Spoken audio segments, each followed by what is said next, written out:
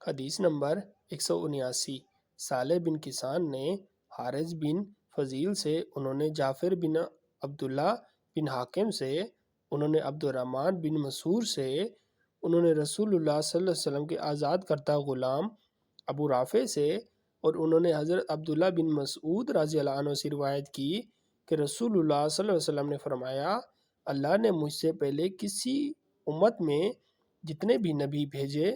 ان کی امت میں سے ان کے کچھ حواری اور ساتھی ہوتے تھے جو ان کی سنت پر چلتے اور ان کے حکم کی اتباع کرتے تھے۔ پھر ایسا ہوتا تھا کہ ان کے بعد نالائق لوگ ان کے جانشین بن جاتے تھے۔ وہ زبان سے ایسی باتیں کہتے جن پر خود عمل نہیں کرتے تھے، اور ایسے کام کرتے تھے جن کا ان کو حکم نہ دیا گیا تھا۔ چنانچہ جس نے ان جیسے لوگوں کے